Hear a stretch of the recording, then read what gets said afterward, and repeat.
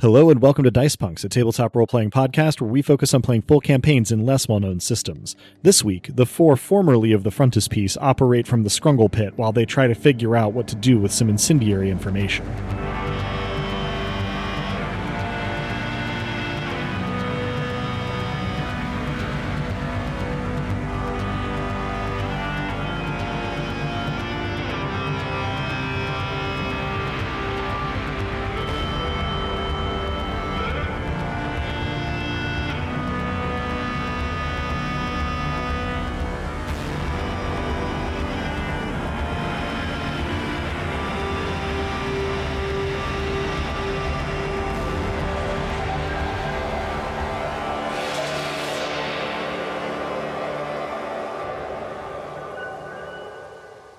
Hello and welcome. I'm Adam, your friendly neighborhood game master, and joining me are... Hello, I'm Drew, and I'll be playing, well, who you might know as Hecate. Actually, though, I'm Vic Galliani. I'm new here in the ward. Good to meet you. I certainly was not freshly hatched in the Scrungle Pit.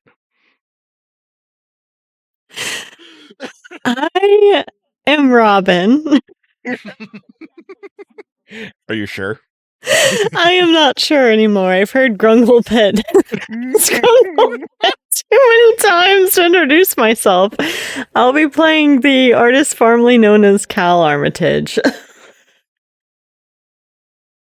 Hi, I'm Dez, and I'm unsure whether I'm still going to be Matchstick, but I'm also Luis Scalione. Or Luis G, if you will. Hi, I am Nick. I will be playing Ing, an android drone operator who has recently distributed his consciousness into mechanical squirrels and pigeons. Nothing but good things can come from this. I wish I can do that right now. Sounds nice. We are all of us Scrungle. Okay, B9 Scrungler. All right. Well, thanks for joining us, listeners. Prepare to be scrungled, and thank you to our players for those introductions. We, this time, I think, can get right into it with our recap of last time, courtesy of Luis. We, about to be scrungled, salute you. I initiated burn protocols at the Frontispiece. The burning kind, not the fire kind, not the hacker kind. We did not immediately report the fire because that would defeat the purpose. Cato was not pleased. They may not have burnt enough bridges for it to feel cathartic.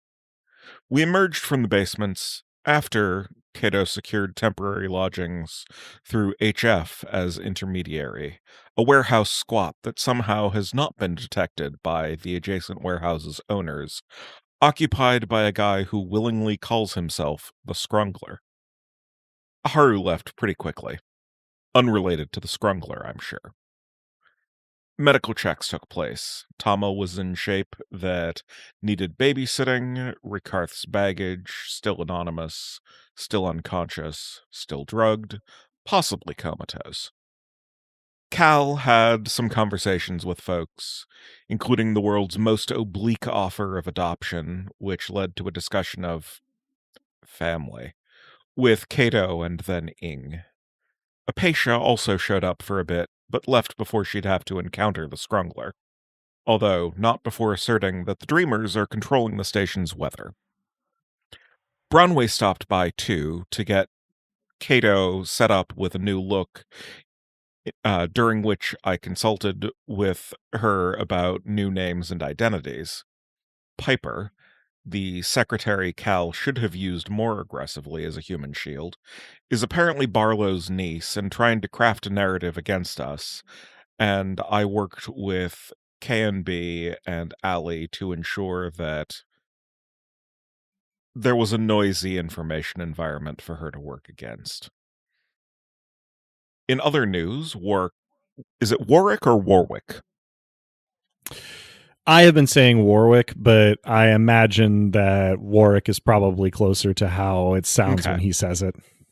In other news, Warwick Johnson has gone quiet after it was revealed that he was both instrumental in getting Goliath its station contract, as well as that he is heavily invested in the company without having declared that obvious conflict of interest. Vic, Ash, Tyr, and Luis Galliani. One of these names is not like the others, but sometimes that's how family works. All exist now. And we may have to see about the demise of one or more of our former identities. But in the meantime, having set everyone up with new names and faces, well, no, I didn't do the faces. But with new identities, I also cracked the encryption on the Goliath archive, which contained lab footage of leapers as if in development. It looks, as I said, like we can burn them down. Marvelous. Thank you very much for that recap. I have to apologize to our players and listeners alike for getting so caught up in many of the admittedly very arresting goings on last time that I forgot to deal properly with the unidentified and possibly comatose prisoner. We got them on air to what I have dubbed the Scrungle Pit. But Jesus. well, and to be fair, I don't think I came up with it, but I don't think that the invention of it was on air. So I suppose I have to take the blame for the shorthand becoming semi-official. In any case, The worst part is that the Scrungler would like it. So, there's that. Mm-hmm. So this third prisoner got safely to your hidey hole, but then was promptly forgotten by yours truly in favor of more exciting things. So we are going to do a little bit of backfilling here for that, and that'll give our players an opportunity to backfill anything that they want to make sure has happened by the time I guess I'm going to have to really get used to using the new names or else hand wave it. By the time Luis has sort of talked about their findings in this Goliath data that features leapers in development, among probably some other stuff once it has been dug through, that's going to be that moment where that information is shared. Here is going to be sort of like our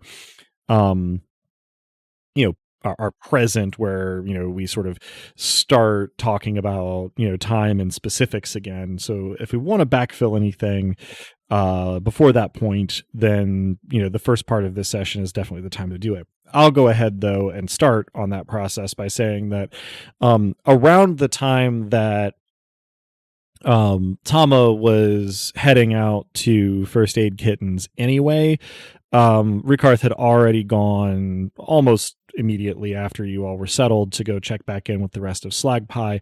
And so since she's heading that way anyway, we'll have enlisted some assistance, temporarily to get herself and this prisoner to First Aid Kitten, with the intent that, First Aid Kitten can have found this person in distress, not knowing where they come from or who they are, and get them proper medical care after a quick initial, intervention with anything that may be more like emergency care.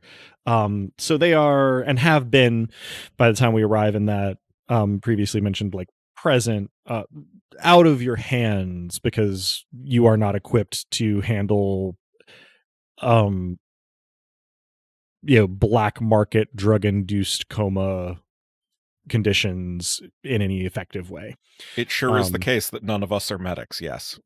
So you can certainly follow up, and that can have been done before our moment of discovery that we're sort of backfilling up towards, if you would like. But that's sort of what became of that third prisoner for the duration of other events taking place in and around the Scrungle Pit. anything else we want to make sure we sort of backfill before we get back to Luis's discovery here? I would have stepped out of the Scrungle Pit for a bit to seed through use of Laughing Kid and stealth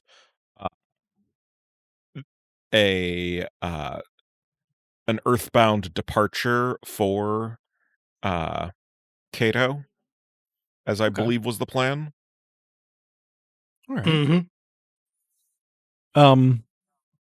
I think we're going to try and get a stealth roll from you then. Going to be clever plus stealth in this case, so 2d6 plus 6. A 5, and then a 2. 7 plus clever plus stealth.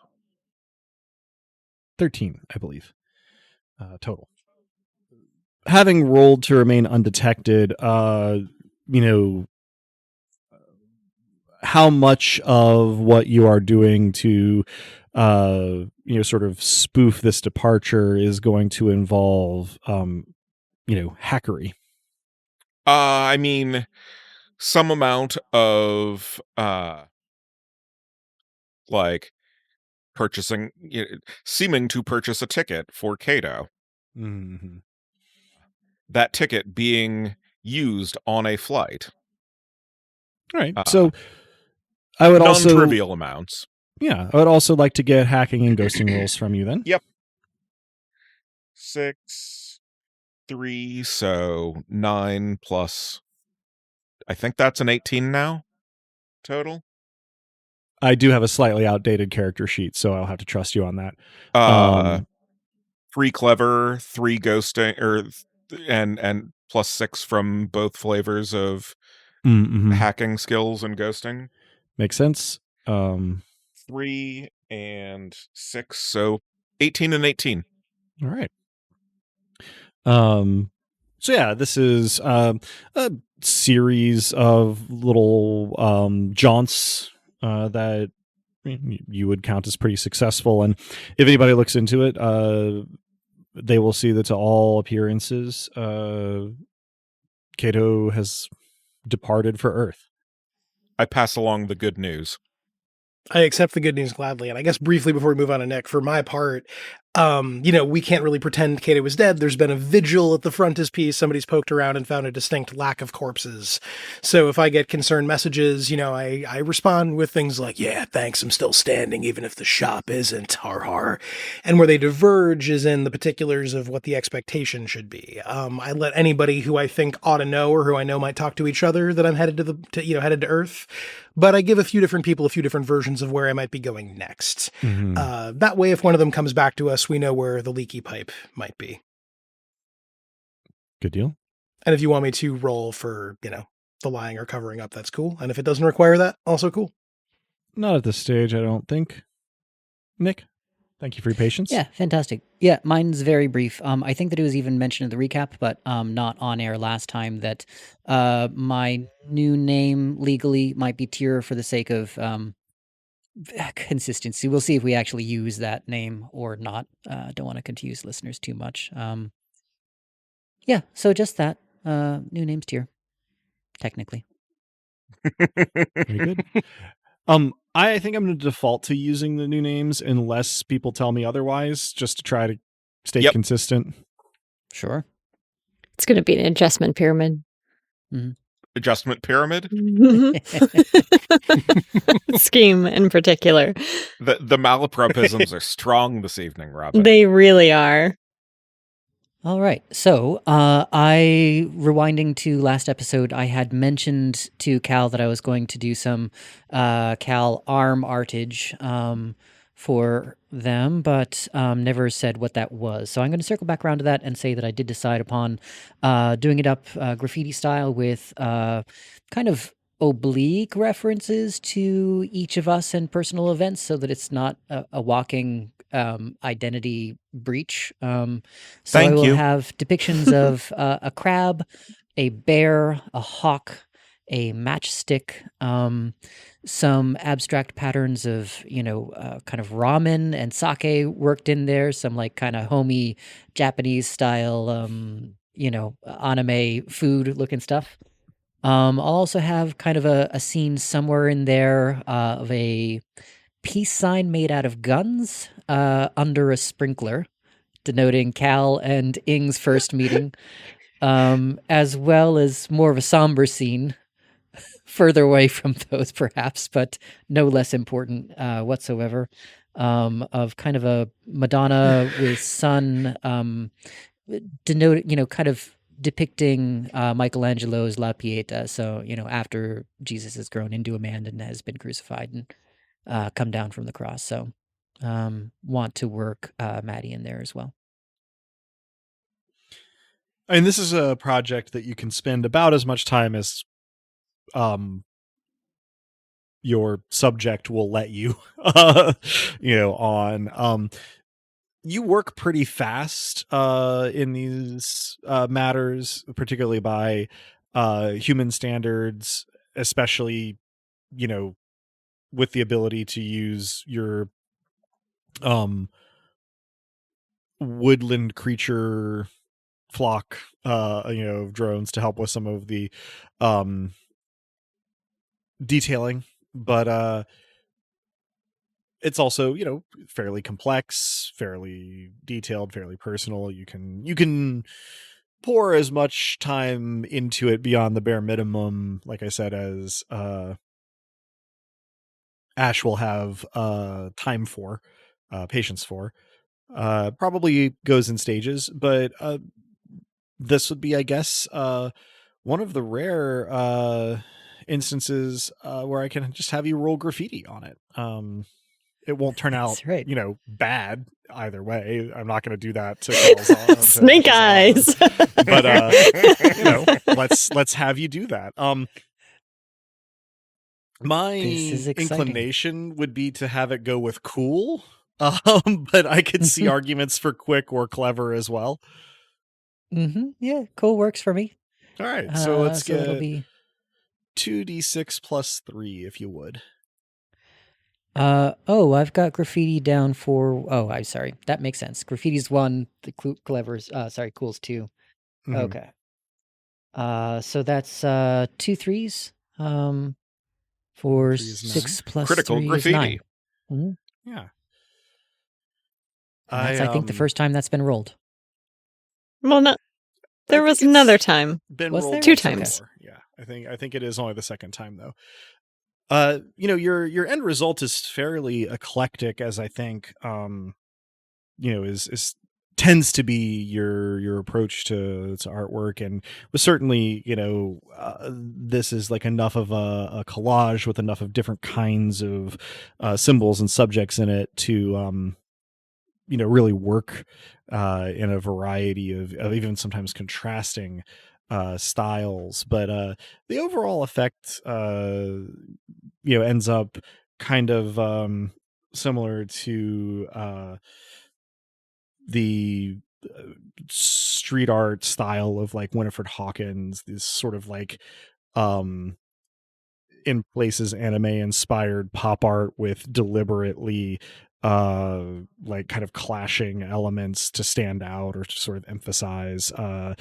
It is essentially a cybernetic augment sleeve tattoo, and you feel pretty pleased with the end result. I guess, Robin, I leave it to you how Ash feels about it. I ask a lot of questions throughout the entire process, since I think some of the symbolism is lost on me. So I do have you walk me through what everything means, aside from the obvious, like matchstick is obviously Burn or Luis, and I recognize the crab after a beat, but I definitely seem perplexed by the peace sign made of guns, among other details. Yes, I patiently walk Cal through. So this, I'm a weapon of sorts. But the shape that I make with my life is different, and it's just about as disjointed as I just portrayed. It's a little hard to concentrate with my distributed consciousness. Yeah, but that description enough kind of causes a aha moment of, oh yeah, like remember the sprinkler system and the busted pipe in that closet. Yeah, our first meeting, and one of my first moments of real compassion. I breeze past that, merely pointing to the hawk and then the ramen with the equal questioning in my expression. Yeah, I mean, overall, I'm just trying to remind you that you're not just a fighter. You're that too, but there's more to life. There's more to life than taking other people out of it. And now it's on your arm, so good luck getting away from that. You think I live for ramen?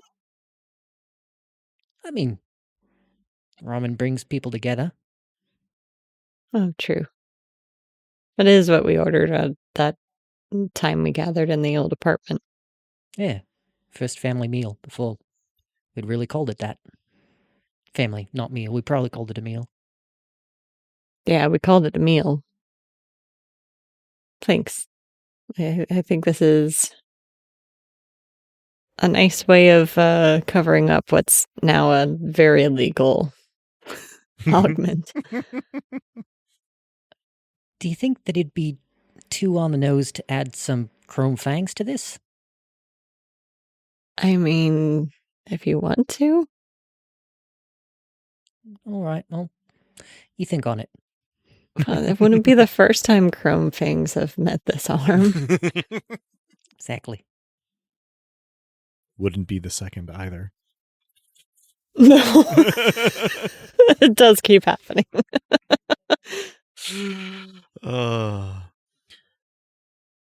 What else would we want to have occurred before the decryption reveals the information gotten from Goliath's systems, if anything? If we're done backfilling, that's totally fine. Just checking to make sure nobody gets left out in the cold. I would be checking in with Canby and Haru and Ali to see the state of things and the information like landscape. So last time we had seen K and B go fully dark, and the time before that we had seen Ali go fully dark. But okay, I didn't know if in the 2+ weeks. Well, that is what I was asking. Okay. Is it your intention to like sort of attempt to reach out to them? I will let them surface and Okay. make that decision for themselves, but if they do, I would certainly be checking in on them on things. Okay. It's easy enough to get information from in contact with Haru. She talks a little bit about her dad. He's feeling kind of physically stronger, more stable, though he's got a little ways to go, but he gets confused easily still. She's obviously glad to have him back, and he seems to be like mostly lucid. He just gets like drawn into sort of I like memories or sense impressions that he then kind of is a little like, it's not that he fully loses track of when or where he is, but that he's kind of panicky about having zoned out. Yep. And so she's kind of just trying to do her best to help him with that. Once she catches you up on how things are going with Canopus, the very next thing she does is send you 2 cash. Cool. In terms of, she somewhat jokingly calls it back pay. But yeah, you can add that around. Now it'll be a little while after that, closer to the decryption finishing, when we get a word from Ali and K and B.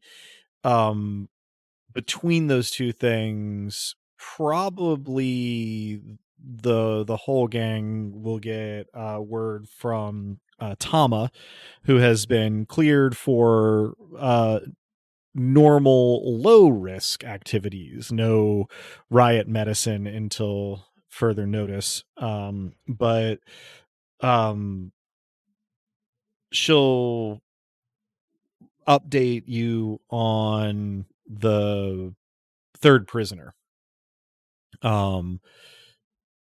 The medical state of this 3rd prisoner seems to have been confirmed as essentially medically induced coma. And so First Aid Kitten has contrived to get them admitted to like an actual hospital. And they're doing essentially some like rundowns before they attempt to counteract these substances and try to bring them out. And this is the other part, in so doing, Tama assisted First Aid Kitten in providing just enough information for the authorities to identify this patient. The name that Tama gives you appears to be the sort of like preferred name associated with his identification, the extremely cringy moniker of Leet Boy. But Luis, you are aware of Leet Boy. What do I know of Leet Boy? Leet Boy was rumored to live in the G-Pole library. So often was he asleep there.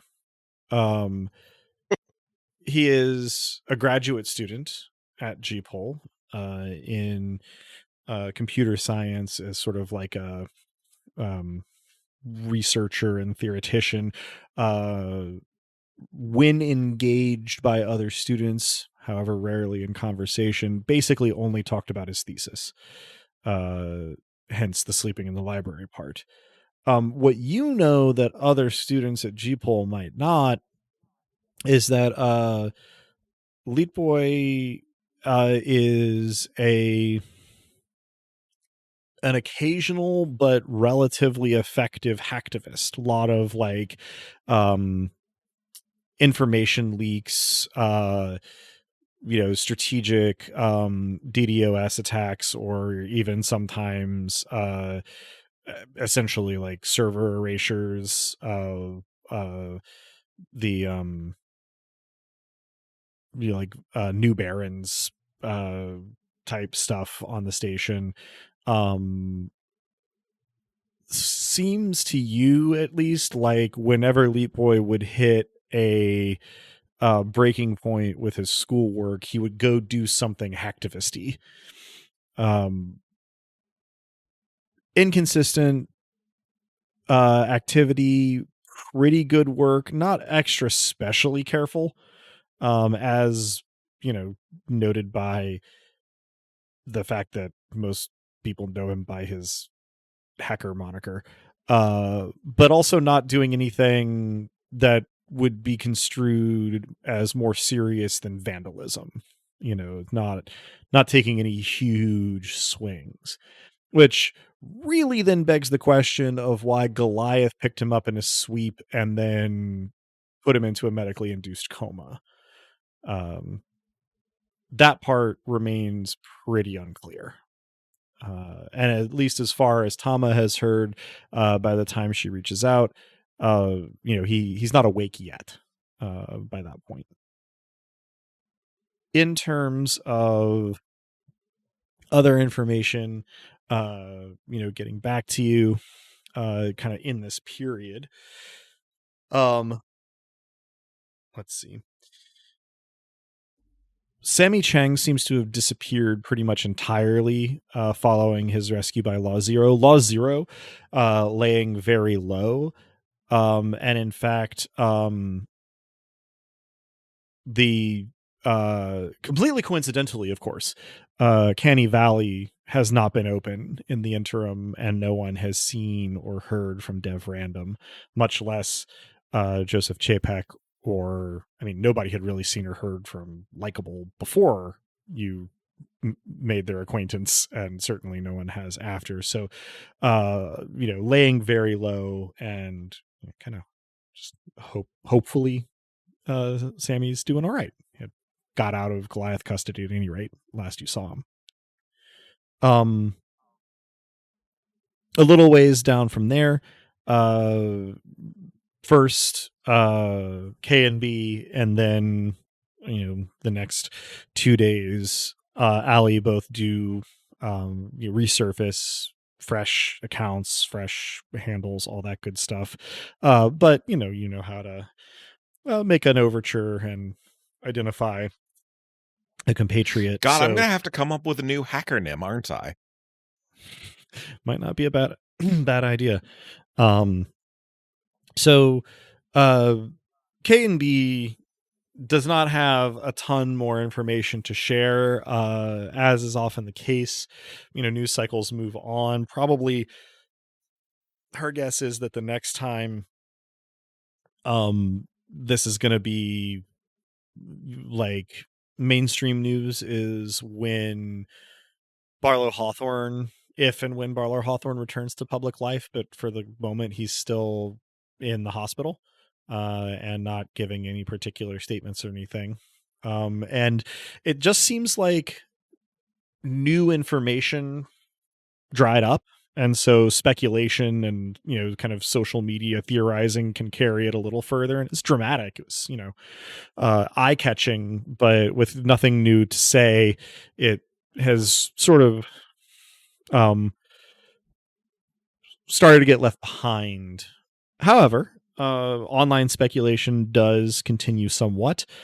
So KMB's overview of sort of like what the internet lay people are doing here is linking up the reports of Thunder to the assault on Goliath, and it basically breaks down between anti-Goliath and pro-Goliath theories. The pro-Goliath theories are that there was some sort of broader terrorist plan in place from which the like assault on Goliath at headquarters was supposed to distract, and we don't even know what they actually did. The anti-Goliath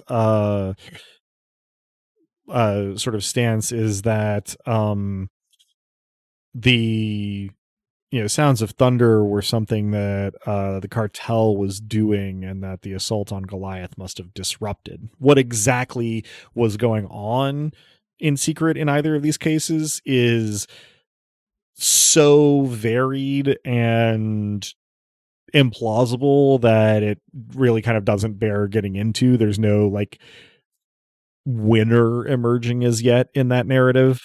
But the armchair theorizing is the one place where the reports of thunder are sort of like gaining traction. Yeah.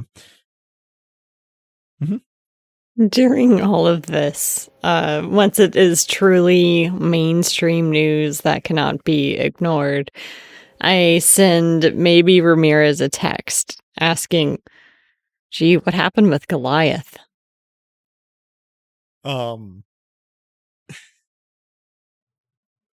Somebody has apparently taught maybe Ramirez how to embed GIFs by this time, because rather than responding verbally or with an emoji, maybe Ramirez responds with a GIF from like an old Western movie of like a bunch of guys on horses like charging through a narrow pathway and like a chain like being pulled up and the horses like tripping over the chain and piling up.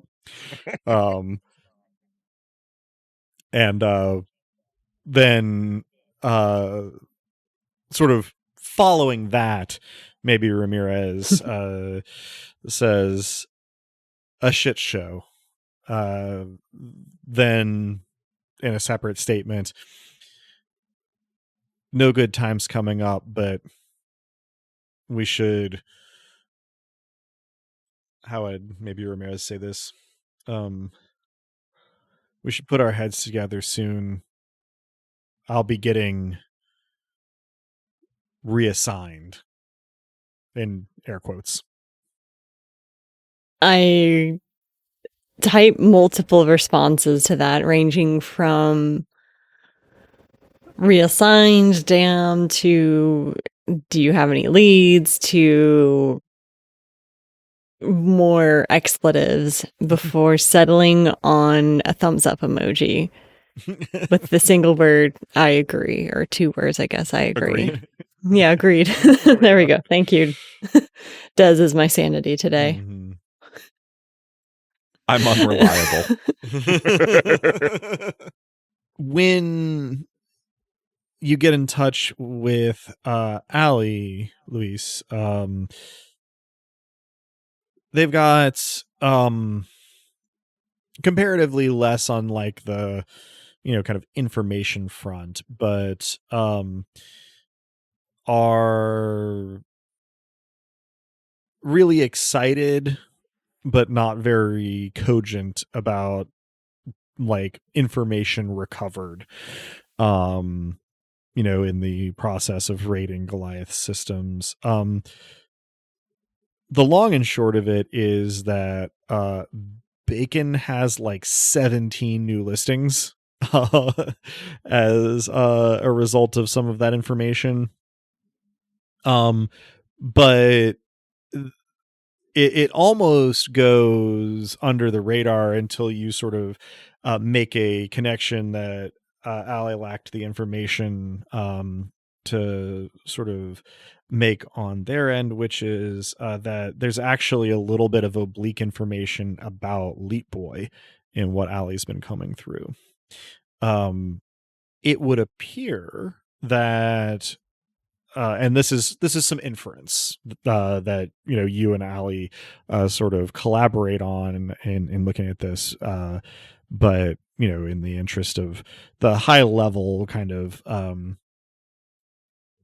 you know, play that we're doing right now, the likely hypothesis that the two of you arrive at is that in the course of some of Leap Boy's normal like hacktivism, blowing off steam, that he seems to have come across some pretty sensitive information, and this seems to have been the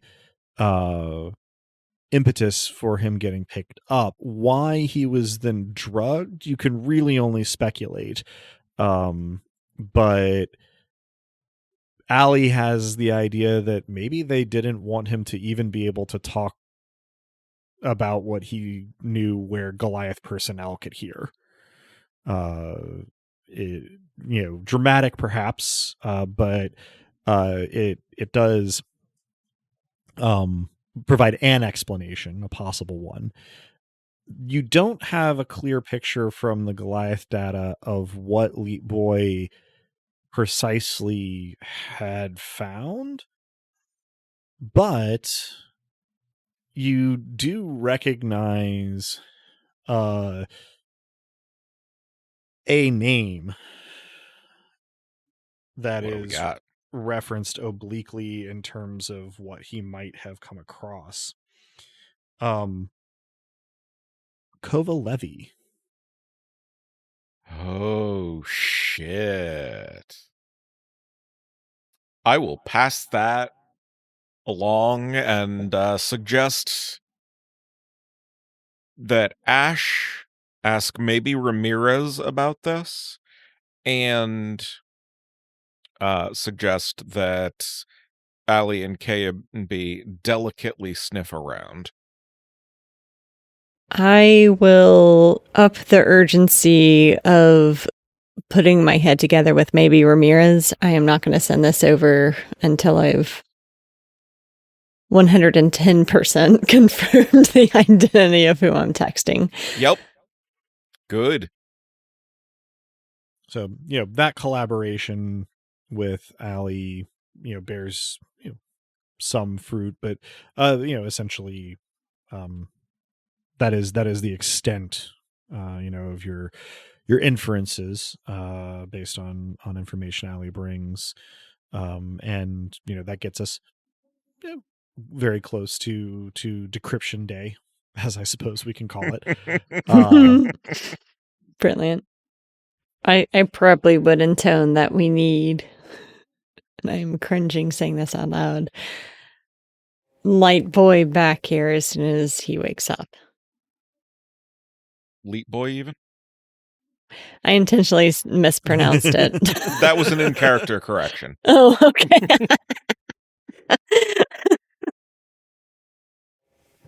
That's how it's said. This is me as Luis, not me as your sanity. Well, thank you. I thought it was a sanity check initially. Thank goodness Luis is not your sanity. Yeah. That would be a bad scene. The gremlin sanity. Mm. Not a bad way to live. You could mash them together and that would be the gremlin sanity. Mm-hmm. So it works well. Mm-hmm.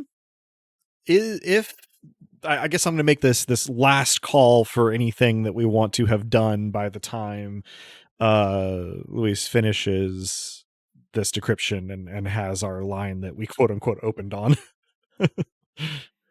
We were opening in medias res. Yeah. Mm-hmm.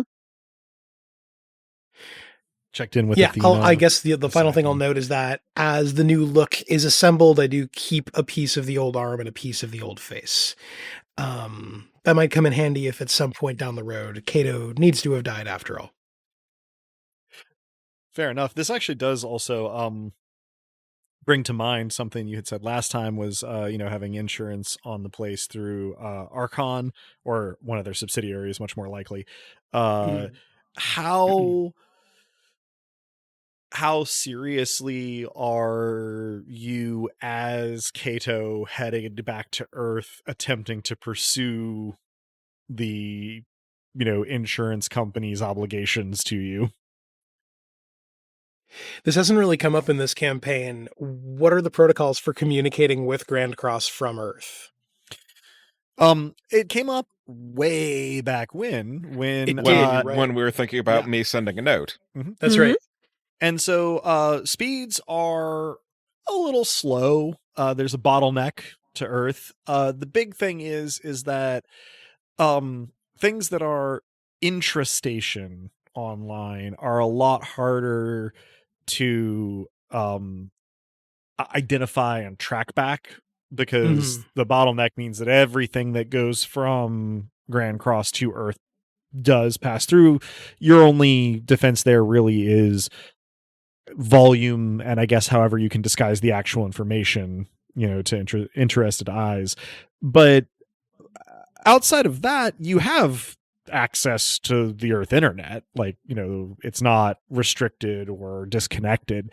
It is, a security bottleneck, and it's slower, obviously. Sure. Yeah, I mean, the slowness is no big deal. I think I work with Matchstick to make sure that there are some messages coming plausibly from Earth that are pursuing the claim relatively fervently. And we're using this as an opportunity to seed a bunch of places that Cato would seem to be for anybody looking. Yep. Not so far apart that it's implausible, but not so close together that it's helpful. All right. That might actually be a reasonably good call for a guess it doesn't matter if I call it criminal underworld or gray market goods because they're the same role. in attempting to sort of like misdirect about your location there. So let's go with clever for that. So 2d6 plus 5, if you would. Sounds good. And I think I would roll with advantage since this is plausible deniability to anything involving covering up, lying about, or concealing my or an ally's involvement in dubious or criminal activity. Perfect. Which can't think of a better example. Right.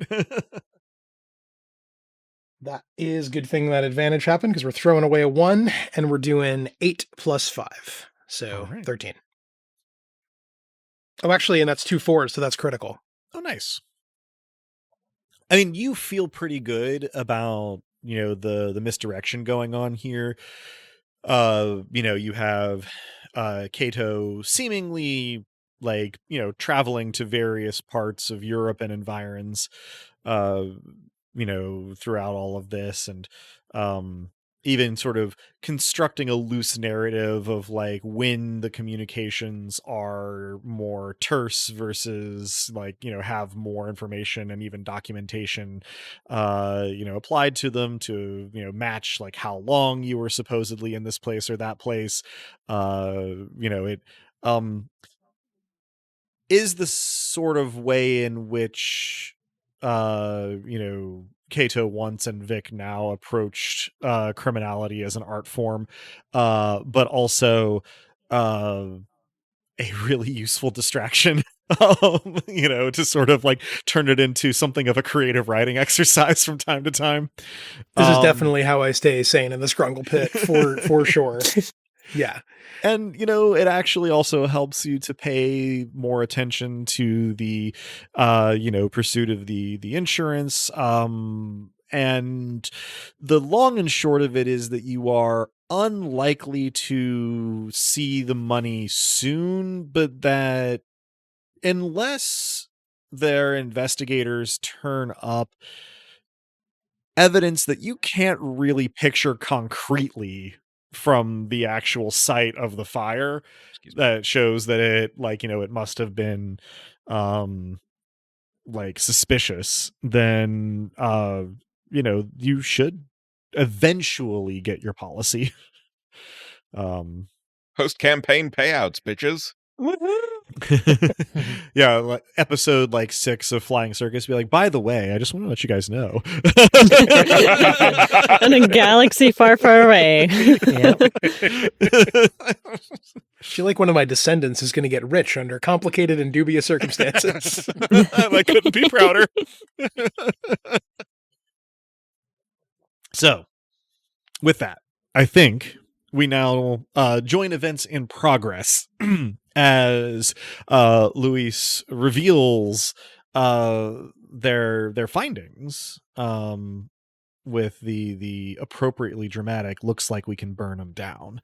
This is still taking place in the Scrungle Pit, but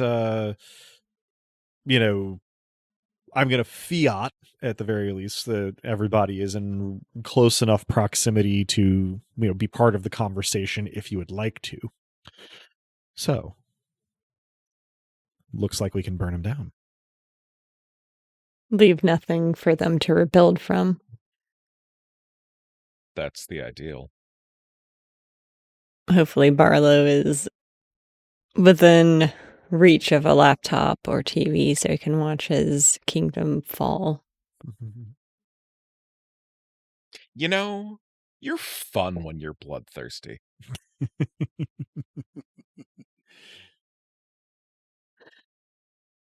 That is implying that I'm fun most of the time, which is not a compliment I'm used to. Usually get the opposite feedback, kid. Well, you should get used to some of these things. May take a while. Well, this opportunity. Oh, gonna have to. I turn the integer for the IT variable down to 0 for the moment. Gonna have to figure out how to use that responsibly. Anyway, this seems like a rare opportunity that we should take. Seems like a good step in the right direction. Yeah. It's delayed because I've been staring at Vic.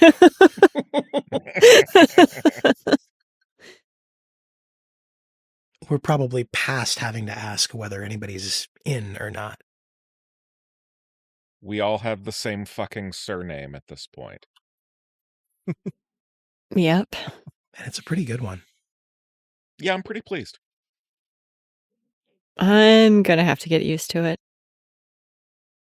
Had the same old name for running on 60 years now, so it'll be a bit of an adjustment period. I will just look at Vic and just say, Americans. That's an in-character snort. That snort. It's my first time snorting with the new voice box, so I pay a lot of attention to how it resonates. So I guess it remains, how do we get this information out in the most devastating way possible? Yeah, no, I think that's something that will require a bit of coordination. Probably a meeting with Hahi. He will be just as motivated as we are, if not more so. Exactly. Whatever method we do decide on should probably be sudden and all over the place. If it trickles in, then there's room to do damage control. Of course. You hear the by now so familiar it's almost not noticed by your conscious mind whine of the elevator motor, of the Scrungler ascending from the pit. The Scrungler ascends. From the Scrungle Pit. The Scrungler coming out of his well to shame humanity. The Scrungler emerges from his well to accept delivery of churros. In this case, actually, he appears to be looking for particular pieces of scrap, but he sort of offhandedly remarks, like, nice. Hatching a whole new criminal conspiracy. Rad. Always wanted an evil lair. Thanks again, by the way, for letting us use your lair. It's been pretty evil. Righteous, yeah, no, oh, sorry, I haven't slept in a couple days. But I am happy to give you a place to lay low. Got any leads on a new place? That's probably something that should have been covered in the pre Yeah. burn him down time, but Oops. I think it's okay if we've been so distracted by other shit that we haven't actually thought about it. I actually sort of like the notion that at least I have become, despite myself, kind of comfortable in the Scrungle Pit. Wouldn't say it feels like home. Acclimated to the Scrungle Pit. I have. Humans are very adaptable, for better and for worse. There's maybe, while that slightly out of character stuff was going on, I view that as maybe being part of your internal monologues. Everybody looking at Vic like, surely we have a plan by now, and Vic going, oh, right, leaving. But also, I like the notion that I may be an intrusive thought in other people's monologues. Yes. Yeah. And also that the Scrungler has become a parent asking us when we're planning on moving out. That's all. Yeah. Yeah. So he does have a follow-up. He's like, it's not like it's a big deal. It's, a big place with, I guess, just the bathroom is the bottleneck. But I ask because, well, I think I've got a date coming up, and it'd be nice to have some place to come back to if it goes, like, well. So I just thought I'd throw that out there. But, like, if you don't have a place, you don't have a place. Maybe, you could have like a, nice night out to dinner or something, and it wouldn't be an issue. I'd like, you could put like a sock on the door or whatever. I make steady eye contact with Tyr in order to avoid laughing. Ing just happens to be the person who is standing in the opposite most direction from the Scrungler. There's a vein in my forehead that is twitching. I was gonna say, Tyr, you probably have the mechanical know-how to identify some of the parts that the Scrungler has been collecting from up here while he's been talking to you, but lack the experience of human biology to imagine how they would fit together into something in particular. But Vic, you sort of realize all at once that he seems to be making some sort of like electric shaver out of parts in his. That's way better than where I thought that was going. I could tell that was. Could still be for the date. I don't fucking know.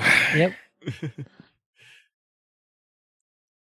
I resist the urge to reassure Cal of this, that it is in fact an electric shaver. It's gonna be Perhaps some later. Scrungle shaping going on.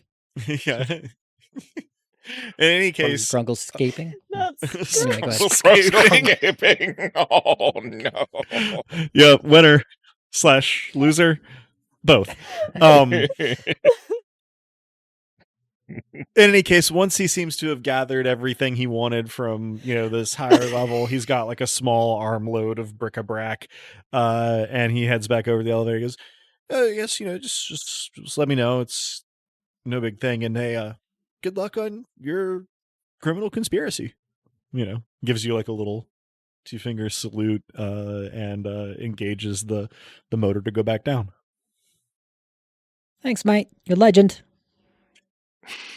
Arrivederci, Scrungler, I say, jacking it all the way back up.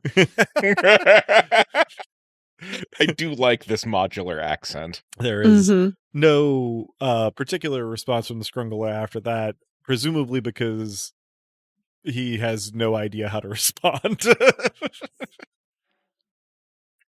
I just heard that voice say, "Monsignor Scrungler."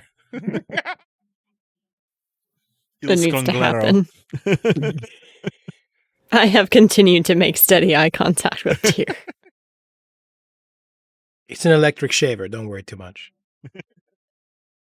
I don't know if that makes it better or worse.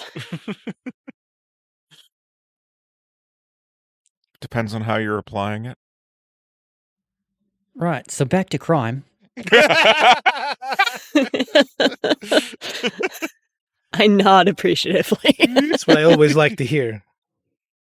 Feels terrible to say this, but the Scrungler has a point.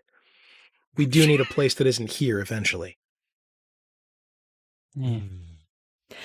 I sent a message to Tama.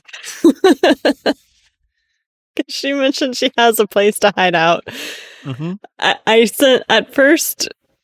send a message saying we may need a new place to hunker down, and then after a moment I just send, please help. I think the Scrungler has a date. And Tama replies immediately upon hearing that, getting that second one. Says, "I promise it's not me."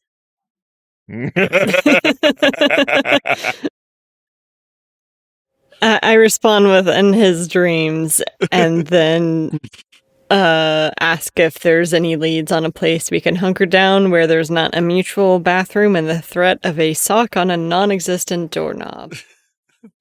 For what it's worth, you could probably get a sock on the door handle up on the roof. Like a wind sock, though. Assuming that sock still blows in the wind. Oh, God damn it. The flag they had to engineer for the moon so that it would... Oh. I'm going to need my inhaler after this episode. We need to escape the gravitational pull of the Scrungle Pit, or it's the rest of the campaign is just this. Yeah. This has actually just been a stealth transition to a Cyberpunk Made in Abyss adaptation. You can only go deeper into the Scrungle Pit. You can never come back out. You cannot ascend the Scrungle Pit. Oh, the Scrungler reserves the right to ascend. God damn. Meanwhile, I'm out of ways to politely inquire into crashing with Tama. So Yeah. No, she does respond. She says, I do have my spot here in the basements, but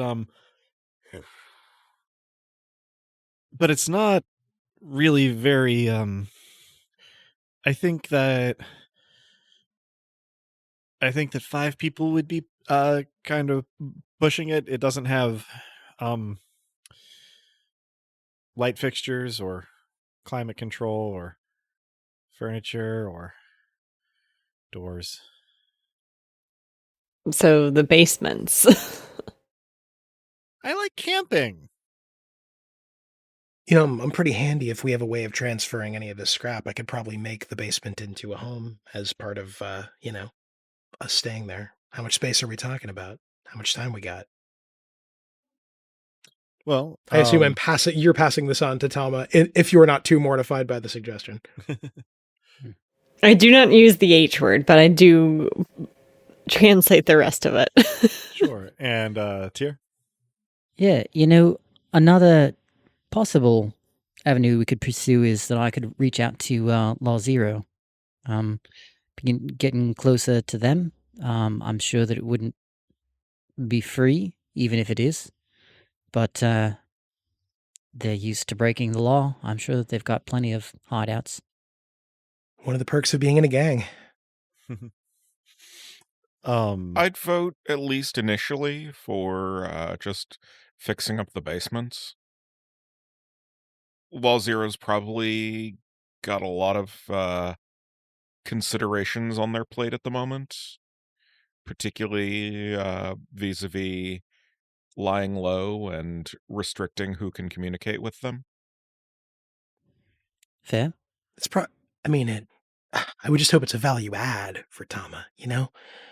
I don't want to suggest that it's just like I make fleeting eye contact with Calvin, look away. A U-Haul situation. A U-Haul situation? No, never mind. I don't, I guess, know who, if anybody, this particular thought would occur to. But you do know somebody who has been squatting in an abandoned apartment building. Apatia. Mm-hmm. Now, this thought has crossed my mind, both as a player and a character, and said latter shot it down because also sex cult. I'm sure they would Same make problem. lousy neighbors, but I do think, in fact, that I think for a moment that I say, and I guess kind of the opposite of a U-Haul situation is like a itinerant sex cult. Yeah, no, I am not following you at all right now. We could call Apatia. Yeah, the thought of shacking up with Apatia had occurred to me, but it's a lot of heat, and I'm not sure. The snickering is audible from your phrasing. All of those words were a very interesting choice, but yet it's also a really good idea. I am mechanically incapable of blushing. Well, and I might want even to say that out loud. Yeah. And I want to be clear, to players and listeners alike that you can go whatever direction you want. I just, on the off chance that it simply had not occurred out of character, I figured the idea would have occurred in character. So it is one of the more spacious options, though that doesn't necessarily make it one of the more comfortable options, if that tracks. So you may continue your discussion. In character, would we consider Apatia's apartment to be secure enough and off the grid? I guess I had thought that it was in her name, but if she's squatting, it might be more secure than I thought. She's squatting. I think that is the full length and breadth of the security of it right there. Yeah. Mm-hmm. Sex cults have famously bad OPSEC, but... True. And, not for nothing, but it would probably occur to both Vic and Luis that, Apatia was not an active participant in your escape from the basements, being insensate for most of it, but it is entirely possible that her likeness was captured by Goliath. It doesn't seem that they've done anything with that information if they have it. They may or may not know where to find her. They may or may not care to. You have no real information about that, but it's a possibility to consider. Tama had holographic projection armor on in both of those cases and is further off the grid, less space, fewer creature comforts. The it is perhaps notable that Haru has not particularly been forthcoming about volunteering information about where she and her dad are right now, but obviously she's got plenty of means, but a fair amount of observation on the obvious places where she could help you out. But she may, for all you know, have safe houses prepared. So that remains an option. I would advise that we check in with Haru, because I don't want to call a quid pro quo, but she owes us one. And that would be my preference, I suppose, slightly above Apacia's apartment complex. I like having a bit of light. I don't do well in dark, cramped spaces.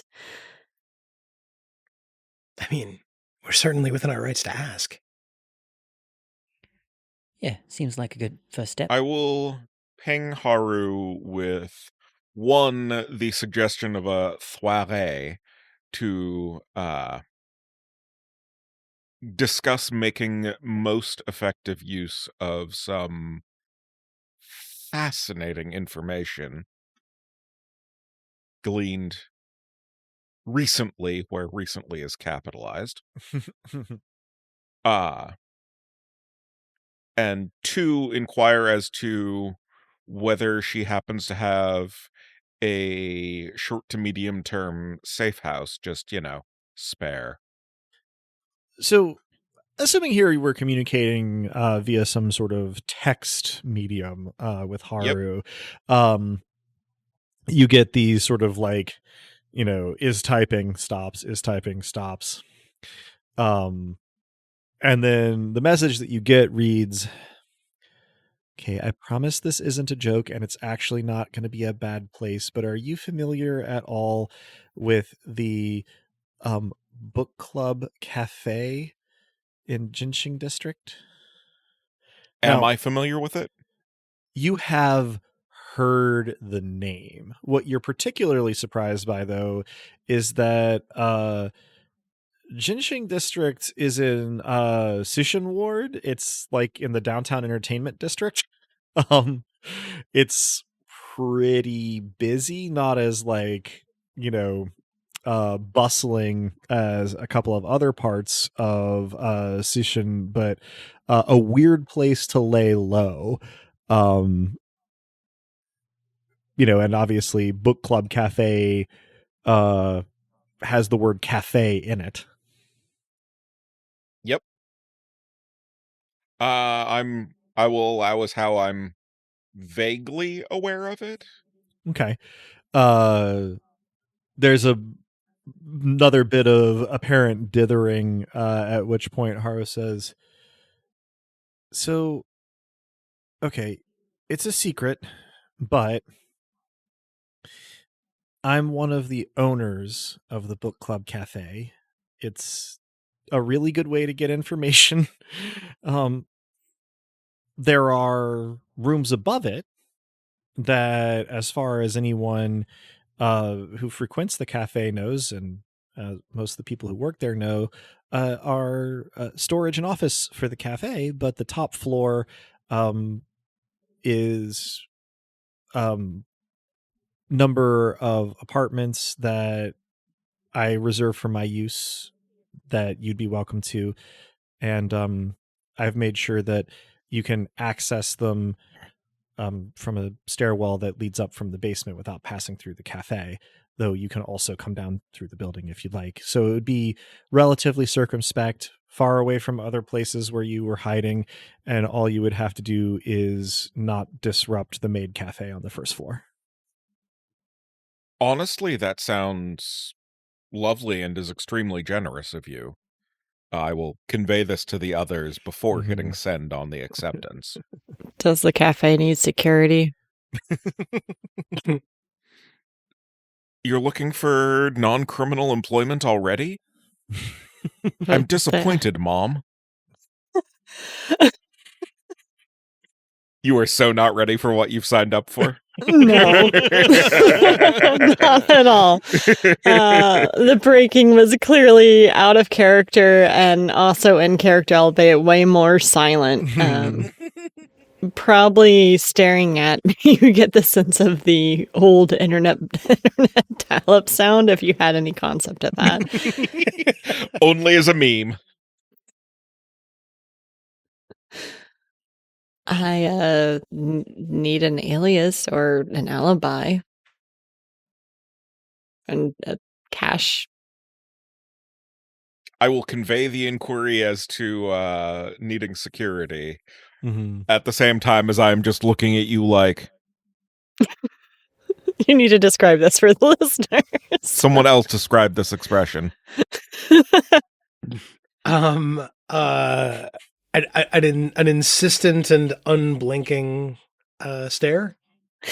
Emphasis on unblinking. Eyes slightly widened. Like a cat clock that has ceased to look back and forth. There we go. There it is. Nailed it. Perfect description. So, sort of stepping out of the verbatim back and forth here, if there are no objections to this plan, then it can be organized apace. After a little bit of clarification and apparently some circumspect conferring with the other co-owners of the business, the question that Haru has for Ash is, well, we do need security, but it is a themed establishment. Are you willing and able to do security in a butler's uniform?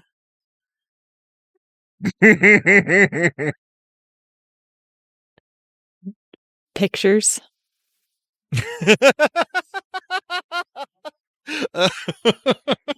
That's smart. That's smart. Yeah. No, spoken like someone who has said yes to this too eagerly earlier in life.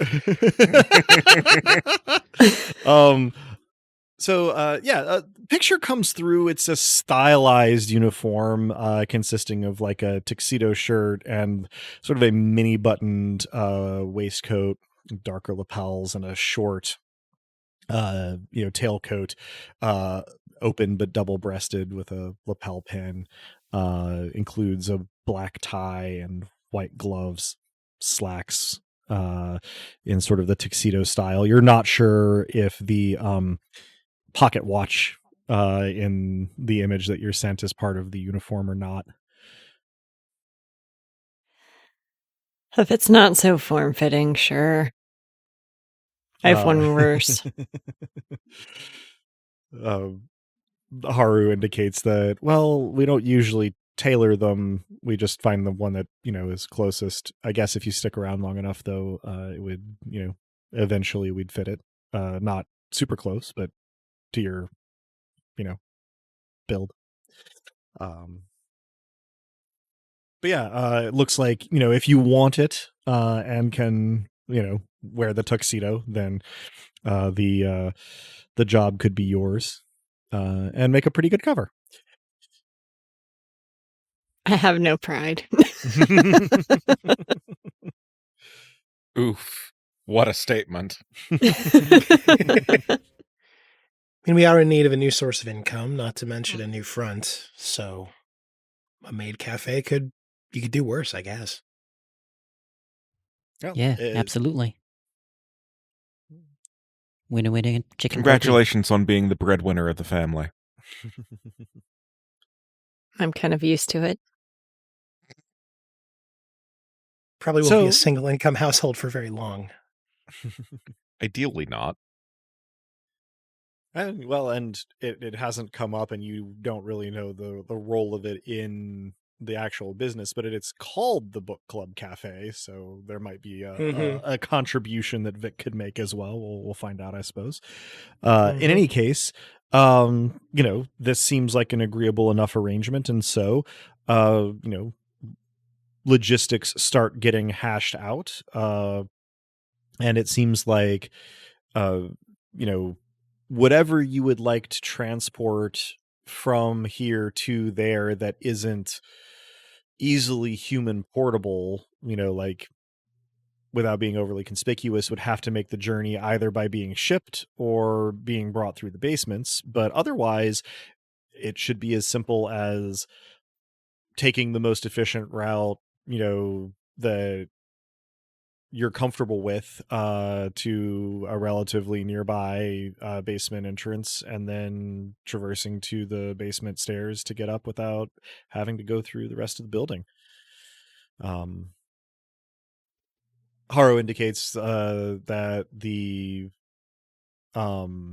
primary door locks on that top floor are electronic, and sends the sort of key information to Luis to make and alter however they see fit, to gain access and then secure the area. I fiddle. Mm-hmm. And for what it's worth, there is a little bit in the conversation there where in response to the observation of generosity, Haru's just very casually, well, you saved both my and my dad's lives, so I think it's only fair. Not that I wouldn't help if that hadn't been the case, but it would be genuinely insane for me to not help if I could. So yeah, relocation underway in whatever stages you wish to have them. Any other discussions in the Scrungle Pit with the Scrungler or before your relocation? I definitely politely notify Tama that we found some alternate lodgings that are secure and accessible from the basement even. She seems to think that is essentially ideal, especially given that it allows for social calls between you all and her without intruding on her camping trip. I do note that they are spacious, but ask that she not judge the uniform. You gotta make ends meet. She begins to send you guesses as to what the uniform is. They start off with like undignified rent-a-cop looks, then drift into elegant gothic Lolita looks, and then get to swimsuits. Never once does she send you a butler's uniform as a guess. I just send thumbs down emojis, and then when she gets to the swimsuits, I just send ... really? To which she says, no, I figured probably not, but, didn't know where else to go, and was trying to think of what you would not want me to judge, so I don't know. Look forward to finding out. All right. And we didn't make overtures to Apatia, so we don't have to let her down gently. And we've expressed our gratitude to the Scrungler already, so I think, what he would want is I just leave a note when we depart that says, gone crimin'. Amazing. Very nice. Love the callback. All right. So you arrive by basement. You take the stairs up to the top floor of the specified address. And what you essentially have are a hallway that goes along like the back of the building's upper floor, and then 3 rooms, each leading to a effectively 2-bedroom, 1-bath apartment. They are spacious for this part of the station. So not huge, but not studios, which is much more typical of this area. You have access to all 3. They are not meaningfully furnished, would be the way I would put it.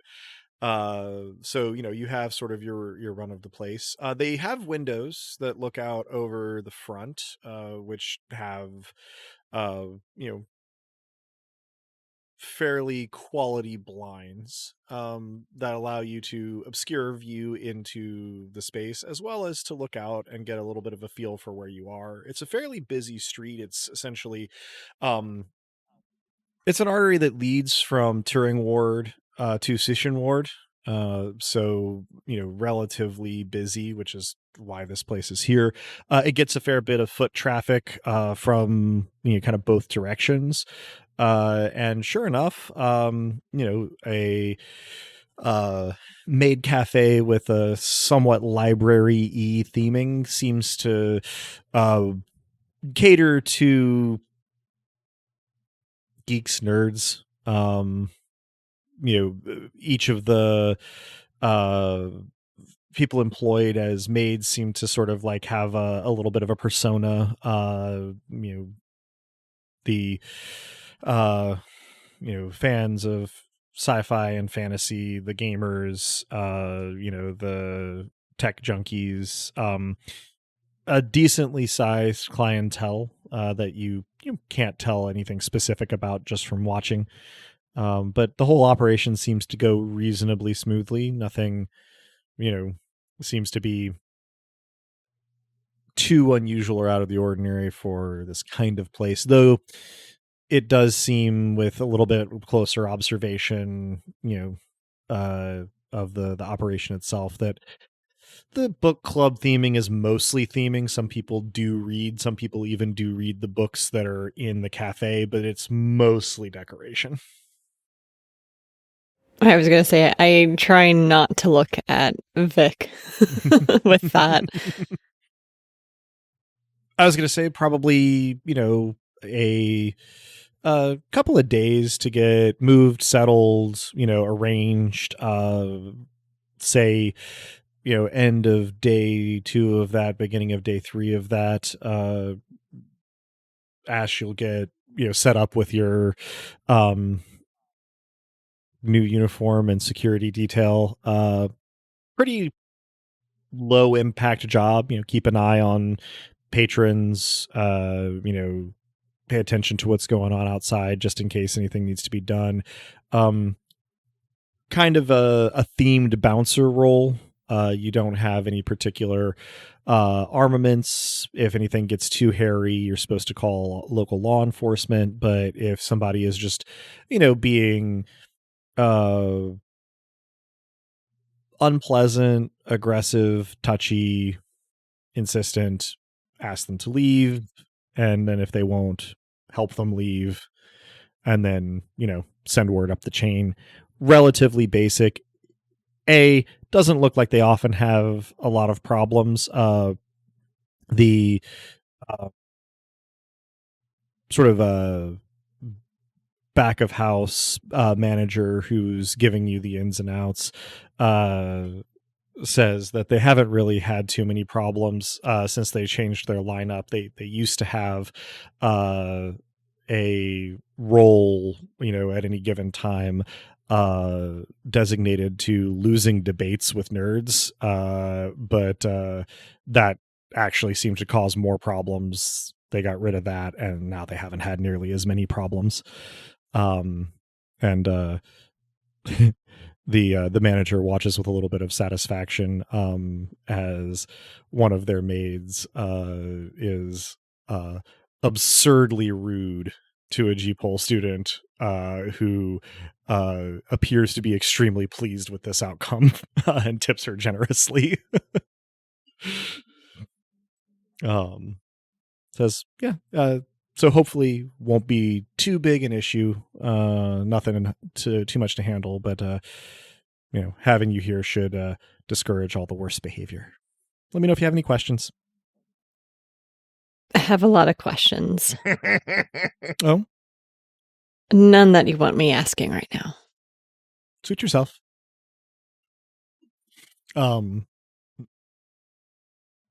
Mostly the clientele ignores you, and the employees are friendly but brisk, keeping relatively busy. Though one of the maids, sort of coming on to her shift, sees you and sees that you're new, and then sort of does another little take and goes, "Oh, that is the best use of the butler uniform. No one is going to act out. Ooh, this is good," and then goes to start her shift. I shove my hands in my pockets and nod to her.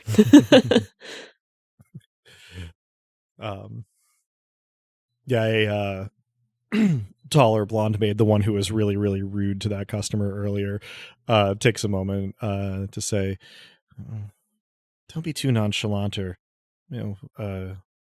some of our clients may try to order tea from you." And then she's back on the floor doing her thing. Presumably, she's back to her work too quickly to notice me grimace. Seems like it. What are the others who have not already found themselves a day job getting up to here, Tyr? Yeah, pretty simple. I think that step one is gonna be to have my drones run like counter surveillance. Keep an eye on anybody that might be trying to keep an eye on us. Yeah, beyond that, I'd defer to others, but just kind of settling in, seeing what I can do to increase our security. Excellent. I might also have you check on the apartment. I'll do so. Long and short of having checked it out is that it does not seem as though anyone has been there or done anything with it or taken particular note of it. Presumably in about a day, the building management will be expecting the rent check, but other than that, doesn't seem like there's been any evidence that anybody's paid particular mind.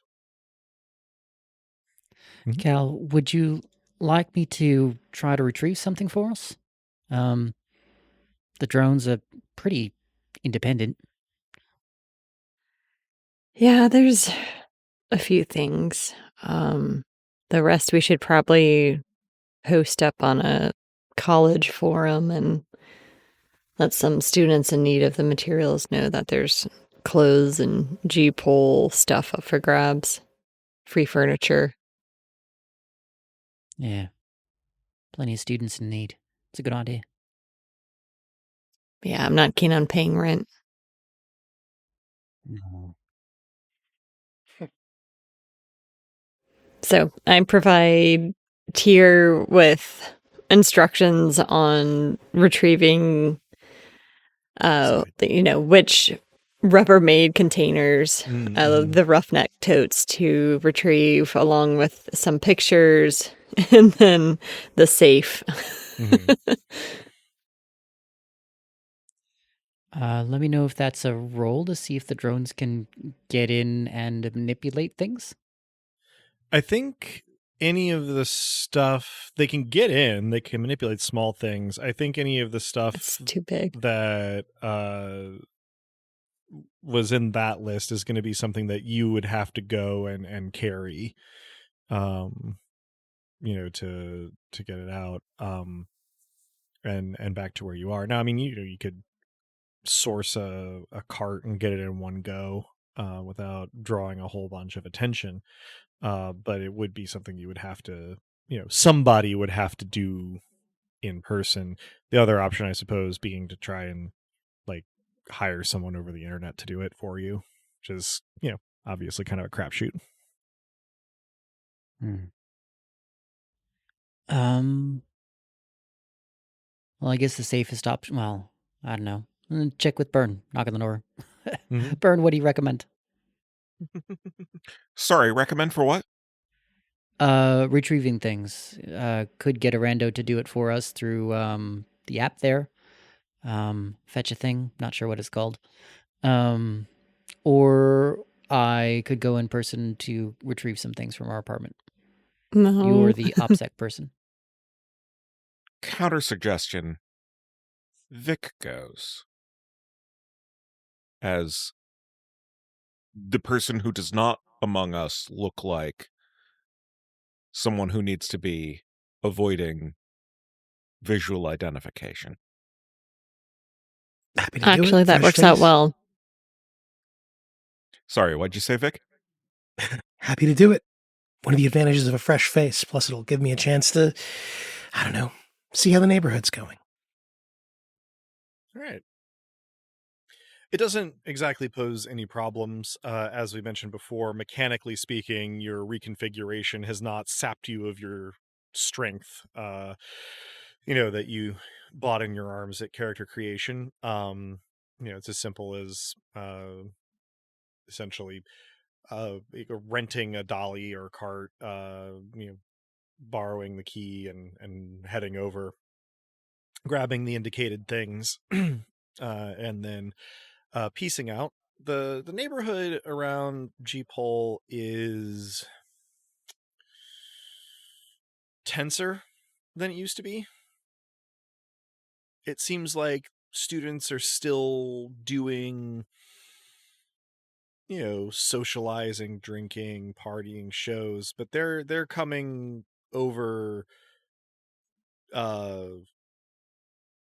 closer to where you're currently headquartered to do that stuff. They'll grab lunch in Selden District, but they head to places like Jinxing for nightlife or meeting up off campus. The IMX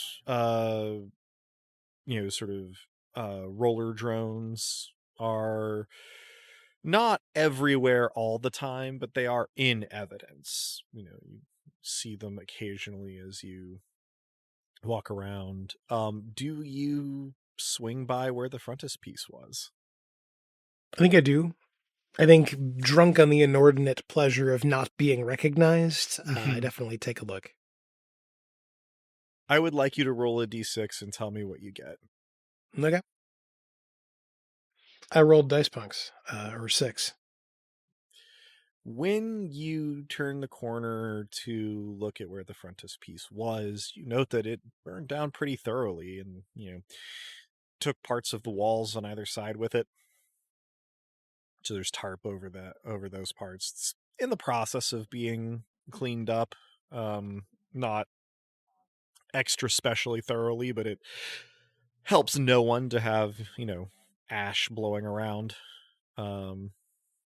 There's something about the thoroughness that fills me with a pride that I'm allowing myself to recognize as parental pride. The other thing that you notice, though, having taken in the larger picture, is that someone in ill-fitted pleated khakis is standing in front of the site where your shop burned down and taking a bunch of pictures while talking into a microphone. Caleb Dryden is making some kind of journal or documentary here. Kill him. Yeah. I have a fresh face. No one will look twice at me. Let me do a murder. The burner phone of identities. single serving. I do not kill Caleb Dryden on sight. At least physically, I'm sure you kill Caleb in your mind. Yes, many times over. He does not take particular note of you or indeed anything else. So if you would like to simply proceed past, you can. Just, you rolled a 6, and my thing was, if it's a 6, you happen to pass by when Caleb Dryden is there. Do we hear does Vic hear what Caleb is saying? I guess that depends on how close you want to approach. I wander close enough that I could be noticed, and I can Mhm. definitely hear, but I don't engage right away. So as you come up, sort of out of his line of sight, you can hear him sort of speaking, into the, it looks like he's got what is essentially a digital camera with a little field mic plugged into it that he's talking into, as he sort of takes footage and photographs from different angles. And he's saying, thoroughness is suspicious. I think that either it was some kind of hit or perhaps dreamer activity. If they got too close, well, on either end, might have taken them out. This is highly unusual for Grand Cross. We have fewer on average than one building burned down this thoroughly in any given year. Highly suspicious. I sort of, without breaking stride, say, why blame a dreamer when a corpo or a cop will do? He sort of looks around a little bit and squints at you, says, why indeed, and then turns to his microphone and says, site surveilled, retreating, and packs up the camera and hustles down the sidewalk in the opposite direction. I love the ghost hunter energy of that. Yeah, EKG meter just off Yeah. the charts. Mhm. If there is anybody on Grand Cross who exudes ghost hunter energy, it is Caleb Dryden. Mhm. I'll fiat too that I said that 2 notches more Italian than I actually said it. I think I've settled on a 2 to 4 in public. Mm-hmm. The fact that the rest of the family doesn't have an accent, sometimes it do be like that. Right. Mhm. What's Only one of us is Italian. The rest of us are in space. Mhm. How do you get Italian in space? A question for another day. I was gonna say, what's the gender fluid equivalent of patriarch and matriarch? Autarch. I was gonna say guess. the matriarch of the Matriarch Italian is clan. good. Matriarch is very good. So I convey this story to the group by secure channels because it is above all very funny. Yeah.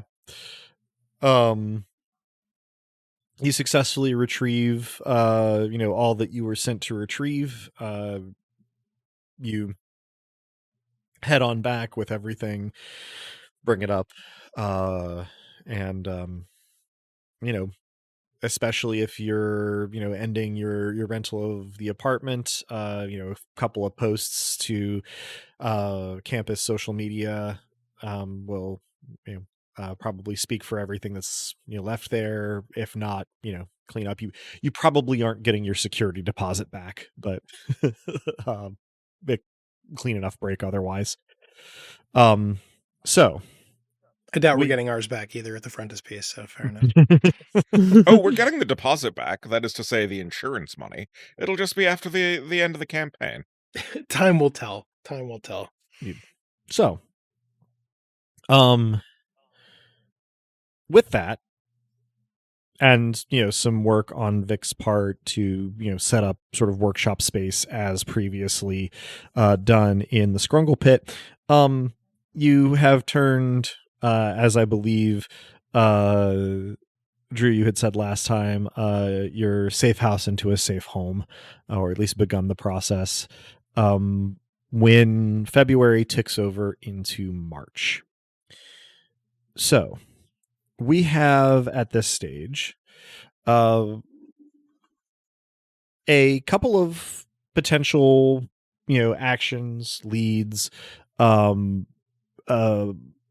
base to work from, at least for now, some cover, particularly where Ash is concerned, have tied up most of the immediate loose ends for your characters personally, in relatively satisfactory ways. There are, of course, some other folks that you could reach out to touch base with, varying levels of operational security.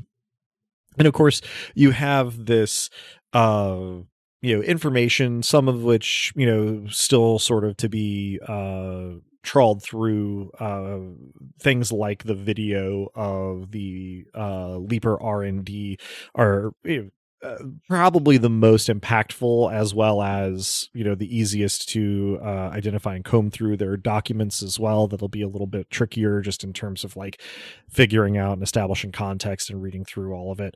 But the picture that the overview that you have paints is that this seems to have been a Goliath corporate or Barlow Hawthorne personal security policy, essentially. If something went sideways in their relationship to the cartel, this was probably supposed to be a ripcord for that kind of thing happening. So we also stand, with Law Zero sort of still hiding out, not, making any moves, no one really around, no particular information from them or about them, or Sammy Cheng for that matter. But,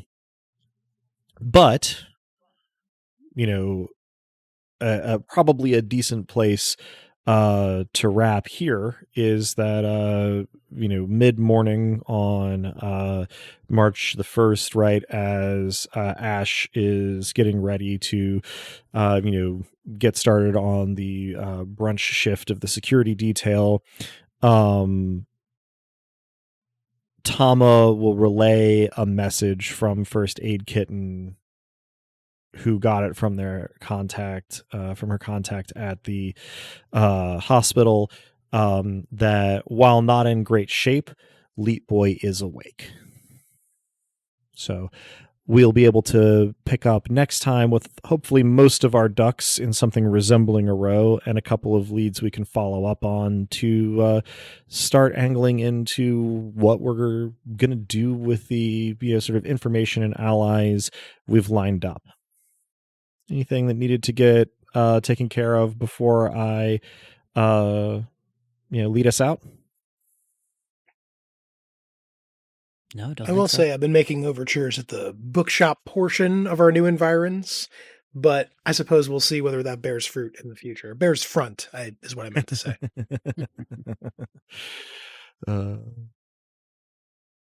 Well, it sounds like that'll conclude this session of Dice Punks. So thanks for joining us. I hope our players and listeners enjoyed it as much as I did, and that you'll join us again next time. If you're hearing us now, then you probably know where to listen to this, but we can be found almost any place one can listen to podcasts, as well as on the wider web at dicepunks.com. And on Tumblr and Blue Sky is at Dicepunks. With that, I think we're ready to say farewell, so say goodbye to the kind folks back on Earth, players. Thanks for listening. It's your absolute right to figure out who you are, and I would argue to decide how Italian you want to be. We appreciate you tuning in. Thank heavens we're out of the Scrungler's Pit, and I can finally put together a coherent sentence. Thanks for listening, folks. And in the course of my assisting our transition, I discovered that Ash's birthday is on the 29th of February. So everyone wish them a happy 15th birthday. Hey.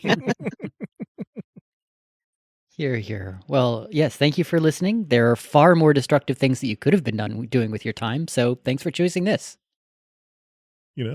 Accurate. And as the poet once said, could it be that my dream would come true, building a machine that would actually do what I want it to do? Beloved listeners, thank you for tuning in. Stick around through the admin stuff for Luke's Lies. Luis's Lies. The music in this episode, Augment or Die, is by Emerson, Boatwright, and our very own bookmonger, Drew. Check out their other work at the link in the show notes. Editing and our rad new cover art was done by Joanne, who's appeared on the podcast now and again. Check out her work around the internet where she goes by anything so's. Site design and graphics through dicepunks.com or by the Revenant Robin. Hardwired Island is by Paul Machevic, Freya Erlingsdottir, and Minerva McJonda. You can find Hardwired Island at etten.itch.io/hardwiredisland. Links to the system and authors can be found on the Punk Grimoire section of our website, dicepunks.com.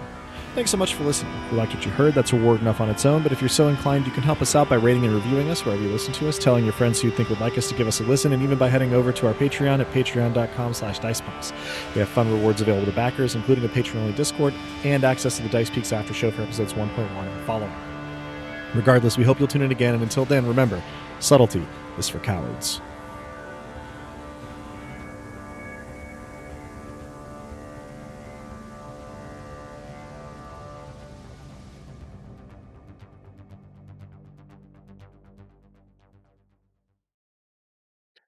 I don't understand celebrating St. Patrick's Day in space. For one, there aren't that many Irish folks up here. For two, there aren't that many Catholics either. For three, there aren't any snakes, unless some rich asshole brought one up as a pet or a murder weapon or got it from HF or something.